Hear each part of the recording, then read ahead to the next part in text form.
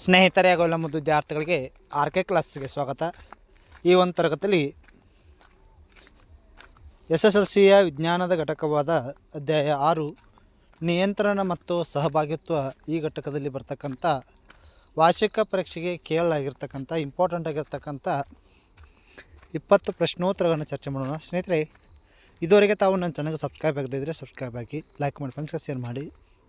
ನಾನು ಮಾಡಿರ್ತಕ್ಕಂಥ ಎಲ್ಲ ವಿಡಿಯೋಗಳನ್ನ ತಾವು ವೀಕ್ಷಣೆ ಮಾಡಬೇಕಾದ್ರೆ ತಪ್ಪದೇ ಪಕ್ಕವಿರ್ತಕ್ಕಂಥ ಬೆಲ್ಲೈಕನ್ ಒತ್ತಿ. ನಿಮಗೆ ನೋಟಿಫೈ ಆಗೋದ ಮೂಲಕ ಎಲ್ಲ ವಿಡಿಯೋಗಳು ದೊರೆತಕ್ಕಂಥದ್ದು. ಈಗ ನಿಯಂತ್ರಣ ಮತ್ತು ಸಹಭಾಗಿತ್ವ ಈ ಘಟಕದಲ್ಲಿ ಬರ್ತಕ್ಕಂಥ ಇಂಪಾರ್ಟೆಂಟ್ ಆಗಿರ್ತಕ್ಕಂಥ ಪ್ರಶ್ನಾವಳಿಯನ್ನು ಚರ್ಚೆ ಮಾಡೋಣ.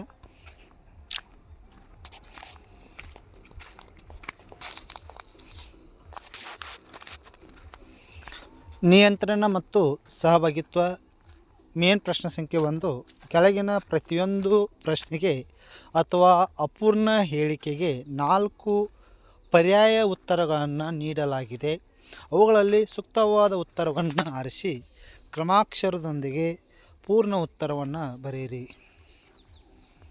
ಮೊದಲನೇ ಪ್ರಶ್ನೆ, ನರಕೋಶದಲ್ಲಿ ವಿದ್ಯುತ್ತಾವೇಗಗಳು ಚಲಿಸುವ ಸರಿಯಾದ ಮಾರ್ಗ. ಆಪ್ಷನ್ ಎ, ಡೆಂಡ್ರೈಟ್ನಿಂದ ಕೋಶಕಾಯ, ಕೋಶಕಾಯದಿಂದ ಆಕ್ಸಾನ್, ಆಕ್ಸಾನ್ನಿಂದ ನರತುದಿ. ಆಪ್ಷನ್ ಬಿ, ಡೆಂಡ್ರೈಟ್ನಿಂದ ಆಕ್ಸಾನ್, ಆಕ್ಸಾನ್ನಿಂದ ಕೋಶಕಾಯ, ಕೋಶಕಾಯದಿಂದ ನರತುದಿ. ಆಪ್ಷನ್ ಸಿ, ನರತುದಿಯಿಂದ ಡೆಂಡ್ರೈಟ್ಸ್, ಡೆಂಡ್ರೈಟ್ಸಿಂದ ಕೋಶಕಾಯ, ಕೋಶಕಾಯದಿಂದ ಆಕ್ಸಾನ್. ಆಪ್ಷನ್ ಡಿ, ಆಕ್ಸಾನ್ನಿಂದ ನರತುದಿ, ನರತುದಿಯಿಂದ ಕೋಶಕಾಯ, ಕೋಶಕಾಯದಿಂದ ಡೆಂಡ್ರೈಟ್ಸ್.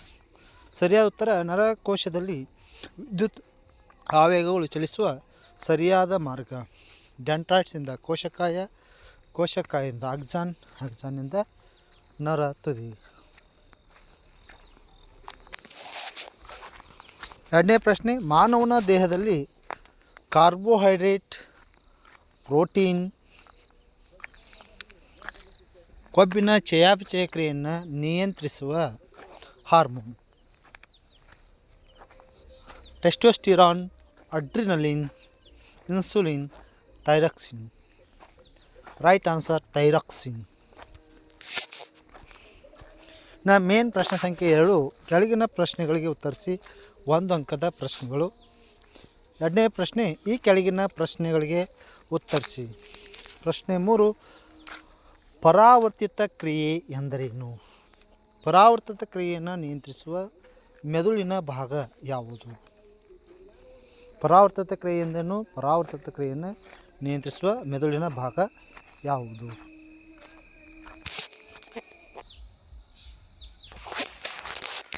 ಪರಿಸರದಲ್ಲಿ ಉಂಟಾಗುವ ಒಂದು ಪ್ರಚೋದನೆಗೆ ತಾನಾಗಿ ಉಂಟಾಗುವ ಹಠಾತ್ ಪ್ರತಿಕ್ರಿಯೆಯನ್ನು ಪರಾವರ್ತಿತ ಕ್ರಿಯೆ ಎನ್ನುವರು. ಪರಾವರ್ತಿತ ಕ್ರಿಯೆಯು ಮೆದುಳು ಬಳ್ಳಿಯ ನಿಯಂತ್ರಣದಲ್ಲಿ ನಡೆಯುತ್ತದೆ. ಪ್ರಶ್ನೆ ಸಂಖ್ಯೆ 4, ಅಣು ಮಸ್ತಿಷ್ಕದ ಕಾರ್ಯವನ್ನು ತಿಳಿಸಿ. ಅಣು ಮಸ್ತಿಷ್ಕದ ಕಾರ್ಯವನ್ನು ತಿಳಿಸಿ. ಐಚ್ಛಿಕ ಕ್ರಿಯೆಗಳ ನಿಖರತೆ ಮತ್ತು ದೇಹದ ಭಂಗಿ ಹಾಗೂ ಸಮತೋಲನವನ್ನು ಕಾಪಾಡುವುದು ಅಣು ಮಸ್ತಿಷ್ಕದ ಕಾರ್ಯವಾಗಿದೆ. ಮೇನ್ ಪ್ರಶ್ನೆ ಸಂಖ್ಯೆ 3, ಈ ಕೆಳಗಿನ ಪ್ರಶ್ನೆಗಳಿಗೆ ಉತ್ತರಿಸಿ. 3ರಲ್ಲಿ 6. 5ನೇ ಪ್ರಶ್ನೆ, ನ್ಯೂರಾನ್ನ ರಚನೆಯನ್ನು ವಿವರಿಸಿ. ನ್ಯೂರಾನ್ನ ರಚನೆಯನ್ನು ವಿವರಿಸಿ. ನ್ಯೂರಾನ್ ನರ ಅಂಗಾಂಶದ ರಚನೆ ಮತ್ತು ಕಾರ್ಯದ ಘಟಕ ಆಗಿದೆ. ನ್ಯೂರಾನ್ ದೊಡ್ಡ ಕೋಶಕೇಂದ್ರ ಇರುವ ಕೋಶಕಾಯವನ್ನು ಹೊಂದಿದೆ. ಕೋಶಕಾಯದಿಂದ ಹೊರಚಾಚುವ ರಚನೆಗಳಿಗೆ ಡೆಂಡ್ರೈಟ್ಸ್ಗಳು ಎನ್ನುವರು. ಕೋಶಕಾಯದಿಂದ ಹೊರಟ ನೀಳವಾದ ಉದ್ದನೆಯ ರಚನೆಗೆ ಆಕ್ಸಾನ್ ಎನ್ನುವರು. ಆಕ್ಸಾನ್ನ ಸುತ್ತ ಇರುವ ಕೊಬ್ಬಿನ ಪದರಕ್ಕೆ ಮೈಲಿನ್ ಹೊದಿಕೆ ಇರ್ತದೆ. ಆಕ್ಸಾನ್ ತನ್ನ ಸುತ್ತಲಿರುವ ಹೊಂದಿರತಕ್ಕಂಥ ಶಾಖೆಗಳಿಗೆ ನರತುದಿ ಎನ್ನುವರು. 2 ನ್ಯೂರಾನ್ಗಳು ಸಂಧಿಸುವ ಖಾಲಿ ಸ್ಥಳಕ್ಕೆ ಸಂಸರ್ಗ ಅಂತ ಕರೆಯಲಾಗ್ತದೆ. 6ನೇ ಪ್ರಶ್ನೆ, ಅಡ್ರಿನಲಿನ್ ಹಾರ್ಮೋನನ್ನು ತುರ್ತು ಪರಿಸ್ಥಿತಿ ಹಾರ್ಮೋನ್ ಎಂದು ಕರೆಯುವರು.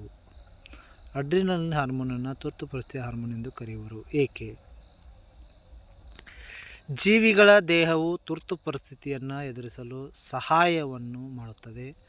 ತುರ್ತು ಪರಿಸ್ಥಿತಿಯಲ್ಲಿ ಅಂದರೆ ಭಯ, ಆತಂಕ, ಕೋಪ ಮತ್ತು ಸಂವೇದನೆಗಳ ಒತ್ತಡ ಸ್ಥಿತಿಗಳಲ್ಲಿ ಅಡ್ರಿನಲಿನ್ ಹಾರ್ಮೋನ್ ನೇರವಾಗಿ ರಕ್ತಕ್ಕೆ ಸ್ರವಿಕೆಯಾಗಿ ದೇಹದ ವಿವಿಧ ಭಾಗಗಳಿಗೆ ವಿಸರಣೆಗೊಳ್ಳುತ್ತದೆ. ಹೃದಯ ಬಡಿತದ ವೇಗ ಮತ್ತು ಉಸಿರಾಟದ ಗತಿ ಹೆಚ್ಚಾಗ್ತದೆ. ಸ್ನಾಯುಗಳಿಗೆ ಹೆಚ್ಚು ಆಕ್ಸಿಜನ್ ಪೂರೈಸ್ತದೆ. ದೇಹವು ತುರ್ತು ಪರಿಸ್ಥಿತಿಯನ್ನು ಎದುರಿಸಲು ಸಿದ್ಧವಾಗುವಂತೆ ಮಾಡ್ತದೆ. 7ನೇ ಪ್ರಶ್ನೆ, ದ್ವಿತೀಯ ಅನುವರ್ತನೆ ಎಂದರೇನು? ಉದಾಹರಣೆ ಸಹಿತ ವಿವರಿಸಿ. ದ್ವಿತೀಯ ಅನುವರ್ತನೆ ಎಂದರೇನು? ಉದಾಹರಣೆ ಸಹಿತ ವಿವರಿಸಿ. ದ್ವಿತೀಯ ಅನುವರ್ತನೆಯು ಸಸ್ಯವು ಸೂರ್ಯನ ಬೆಳಕಿನ ಕಡೆಗೆ ಬಾಗುವ ಮತ್ತು ಬೆಳೆಯುವ ಪ್ರತಿಕ್ರಿಯೆ ಆಗಿದೆ. ದ್ವಿತೀಯ ಅನುವರ್ತನೆಯು ಚಲನೆಯು 2 ವಿಧಗಳಲ್ಲಿ ನಡೆಯುತ್ತದೆ. ಸಸ್ಯದ ಕಾಂಡಗಳು ಬೆಳಕಿನ ಕಡೆಗೆ ಬಾಗುವ ಮೂಲಕ ಆಗುವ ಪ್ರತಿಕ್ರಿಯೆಗೆ ಧನ ದ್ವಿತೀಯ ಅನುವರ್ತನೆ ಮತ್ತು ಬೇರುಗಳು ಬೆಳಕಿನಿಂದ ದೂರವಾಗಿ ಮಣ್ಣಿನ ಕಡೆಗೆ ಬೆಳೆಯುವ ಕಡೆಗೆ ಋಣ ದ್ವಿತೀಯವರ್ತನೆ ಅಂತ ಕರೆಯಲಾಗ್ತದೆ.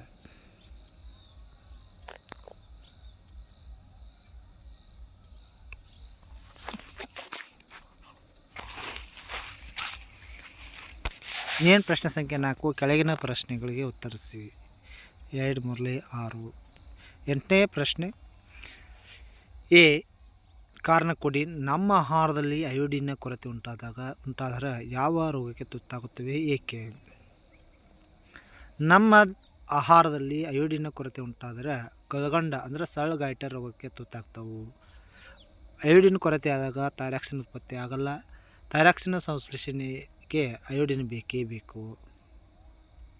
2ನೇ ಪ್ರಶ್ನೆ, ಮೆದುಜೀರಕ ಗ್ರಂಥಿಯು ಸ್ರವಿಸುವ ಹಾರ್ಮೋನ್ ಯಾವುದು? ಆ ಹಾರ್ಮೋನ್ನ ಕಾರ್ಯವೇನು? ಮೆದುಜೀರಕ ಗ್ರಂಥಿಯು ಸ್ರವಿಸುವ ಹಾರ್ಮೋನ್ ಇನ್ಸುಲಿನ್ ಹಾರ್ಮೋನ್. ಈ ಹಾರ್ಮೋನ್ನ ಕಾರ್ಯ ರಕ್ತದ ಸಕ್ಕರೆ ಮಟ್ಟವನ್ನು ನಿಯಂತ್ರಿಸಲು ಸಹಾಯವನ್ನು ಮಾಡ್ತದೆ. ರಕ್ತದಲ್ಲಿ ಸಕ್ಕರೆ ಮಟ್ಟವನ್ನು ನಿಯಂತ್ರಿಸಲು ಸಹಾಯವನ್ನು ಮಾಡ್ತದೆ. 3ನೇ ಪ್ರಶ್ನೆ, ಪ್ರೌಢಾವಸ್ಥೆಯಲ್ಲಿ ದೈಹಿಕ ಬದಲಾವಣೆಗಳಿಗೆ ಸಂಬಂಧಿಸಿದಂತೆ ಹುಡುಗರಲ್ಲಿ ಮತ್ತು ಹುಡುಗಿಯರಲ್ಲಿ ಬಿಡುಗಡೆಯಾಗುವ ಹಾರ್ಮೋನುಗಳನ್ನು ತಿಳಿಸಿ. ಪ್ರೌಢಾವಸ್ಥೆಯಲ್ಲಿ ದೈಹಿಕ ಬದಲಾವಣೆಗೆ ಸಂಬಂಧಿಸಿದಂತೆ ಹುಡುಗರಲ್ಲಿ ಮತ್ತು ಹುಡುಗಿಯರಲ್ಲಿ ಬಿಡುಗಡೆಯಾಗುವ ಹಾರ್ಮೋನುಗಳನ್ನು ತಿಳಿಸಿ. ಪ್ರೌಢಾವಸ್ಥೆಯಲ್ಲಿ ದೈಹಿಕ ಬದಲಾವಣೆಗೆ ಸಂಬಂಧಿಸಿದಂತೆ ಹುಡುಗರಲ್ಲಿ ಟೆಸ್ಟೋಸ್ಟಿರಾನ್, ಹುಡುಗಿಯರಲ್ಲಿ ಈಸ್ಟ್ರೋಜನ್ ಹಾರ್ಮೋನುಗಳು ಬಿಡುಗಡೆ ಆಗ್ತವು. 9ನೇ ಪ್ರಶ್ನೆ, ಸಸ್ಯ ಹಾರ್ಮೋನುಗಳು ಎಂದರೇನು? ಬೆಳವಣಿಗೆ ಉತ್ತೇಜಿಸುವ ಮತ್ತು ಬೆಳವಣಿಗೆಯನ್ನು ಕುಂಠಿತಗೊಳಿಸುವ ಸಸ್ಯ ಹಾರ್ಮೋನುಗಳನ್ನು ಹೆಸರಿಸಿ.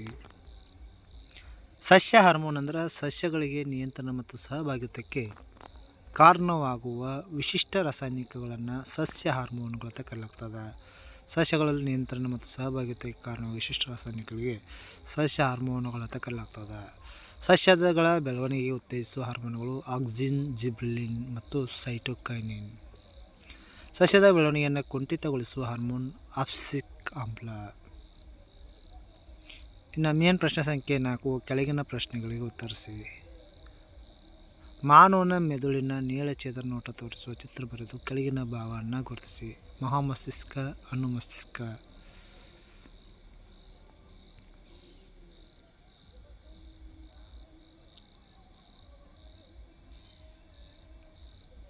ಇಷ್ಟು ಈ ಘಟಕಕ್ಕೆ ಸಂಬಂಧಿಸಿದಂತೆ ಇಂಪಾರ್ಟೆಂಟ್ ಆಗಿರ್ತಕ್ಕಂಥ 20 ಪ್ರಶ್ನಾವಳಿಗಳು. ವಿದ್ಯಾರ್ಥಿಗಳಿಗೆ ಇವು ಸಂಬಂಧಿಸಿದಂತೆ ಏನಾದರೂ ಗೊಂದಲವಿದ್ದರೆ ನಾನು ಚಾನಲ್ಗೆ ಶೇರ್ ಮಾಡಿ, ಕಮೆಂಟ್ ಮಾಡಿ ಅಂತ. Thank you to all.